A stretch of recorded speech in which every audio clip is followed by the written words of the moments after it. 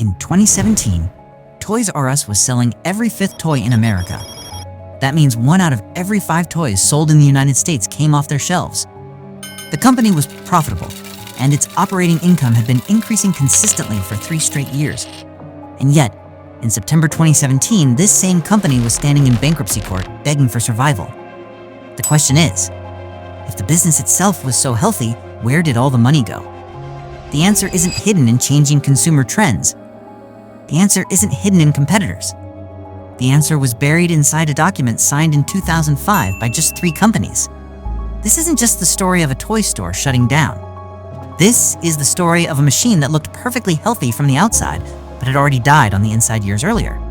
Geoffrey the giraffe, the jingle that played throughout your childhood, the brand that changed what Christmas meant for millions of children. All of it was buried beneath a financial decision. And the strangest part? The people who made that decision lost almost nothing from the collapse.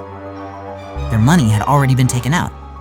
In 1948, in Washington, D.C., there was a man named Charles Lazarus. He had just returned from World War II, where he had worked as a cryptographer in the army. After coming home, he decided to start a business. He didn't have some grand vision. He simply had a hunch. People would get married, they would have children, and they would need things for them. He started selling cribs and strollers from his father's bicycle repair shop. He called it Children's Supermart. Then something interesting happened. Parents came back, but they never bought another crib or stroller. Once you bought one, that was enough. But toys? Toys had to be bought over and over again. Children grew older, got bored of old toys, and wanted new ones. Lazarus noticed this pattern. He realized the real money was in toys, not furniture. In 1957, he opened his first dedicated toy store in Maryland. He named it Toys R Us, with the R written backwards as if a child had written it. This marked the beginning of the phase where Lazarus reinvented toy retail. He adopted the supermarket model. Huge shelves, long aisles, products openly displayed, and customers choosing for themselves. The approach became so successful that retail historians later called it a category killer. A store so dominant that it destroys almost every competitor in its category. Small mom-and-pop toy stores couldn't survive. Department stores that sold toys only during Christmas seasons fell behind as well because Toys R Us sold toys all 365 days of the year. In 1966, Lazarus sold his company to Interstate Stores for $7.5 million. Ironically, Interstate itself went bankrupt in 1974. When it emerged from bankruptcy in 1978, it came back under a new name, Toys R Us, Inc. Charles Lazarus became its CEO. The company went public. Then came the real explosion. By the 1990s, the company had grown from a billion-dollar business into an $11 billion giant. Geoffrey, the giraffe, was on every television screen. The "I'm a Toys R Us kid" jingle was on the lips of children everywhere. There were over 1,450 stores across the world. And perhaps the biggest number of all, Toys R Us controlled 25% of the global toy market. In 1994, Lazarus stepped down as CEO. The company continued to soar without him. But towards the end of the 1990s, something arrived that didn't exist during Lazarus's early years: the internet. Christmas season of 1999 became a warning that Toys R Us failed to take seriously. Its website was so weak that many customers received their Christmas gifts after Christmas had already passed. Imagine being a child whose Christmas present arrived after Christmas. This wasn't just embarrassing. It was a signal that the future of retail was moving online, and Toys R Us wasn't ready for it. So they chose what seemed like a brilliant shortcut. In the year 2000, Toys R Us made a deal with a small online company called Amazon. The agreement was simple. Toys R Us would shut down its own website, redirect customers to Amazon, and in return become the exclusive seller of toys and baby products on Amazon's platform. For this privilege, Toys R Us paid Amazon $50 million every year, plus a percentage of sales. The agreement was supposed to continue until 2010. For 2 years, everything seemed to work. By 2002, the partnership looked successful. But Amazon was thinking differently. Slowly, Amazon began allowing other sellers to sell toys on its platform, breaking the exclusivity agreement. In 2004, Toys R Us sued Amazon. The legal battle lasted 2 years. In 2006, the court ruled in favor of Toys R Us. The partnership ended, and Toys R Us regained the right to rebuild its own website. Amazon eventually paid a $51 million settlement in 2009, but the real damage couldn't be measured in money. The real loss was time.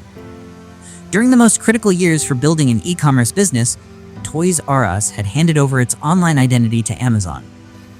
By the time it returned, Amazon was already becoming the largest online retailer in the world.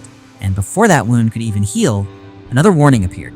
In January 2005, Toys R Us debt was downgraded to junk bond status. Investors were beginning to see the company as risky. Its stock price was falling, and whenever a company looks weak, someone sees opportunity.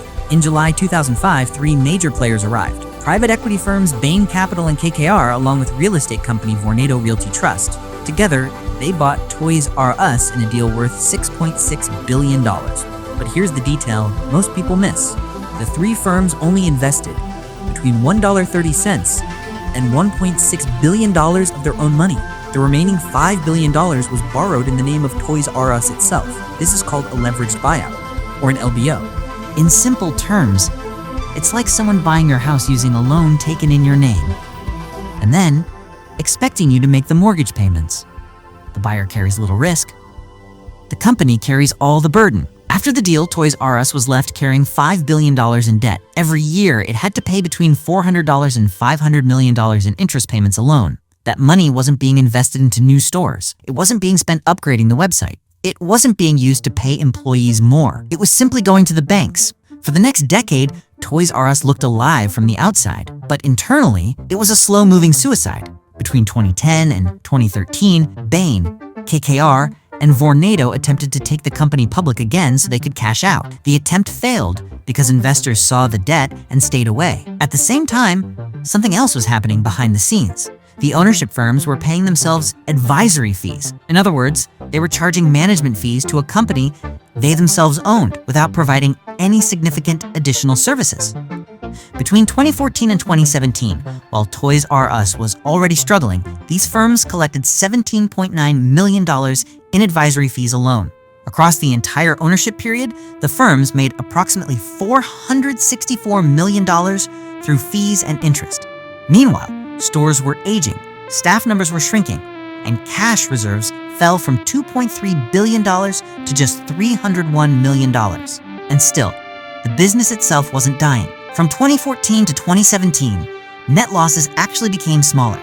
In 2017, the company lost only $36 million while operating in an $11 billion industry and holding nearly 20% market share. Without debt servicing, Toys R Us would likely have been profitable. September 2017, Toys R Us officially filed for Chapter 11 bankruptcy protection. The $5 billion debt and $400 million annual interest burden were now impossible to ignore. The company promised restructuring. It hoped to survive. Christmas season of 2017 became its final chance. If holiday sales were strong enough, perhaps the company could be saved. But sales came in below expectations.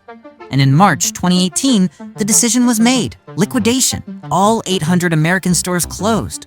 All 100 UK stores closed. Approximately 33,000 employees saw their futures disappear overnight. Then something happened that felt almost poetic. On March 22nd, 2018, Charles Lazarus, the man who started all of this, passed away at the age of 94. Just one day later, on March 23rd, liquidation sales began across American stores. The founder and the company reached their end only a day apart.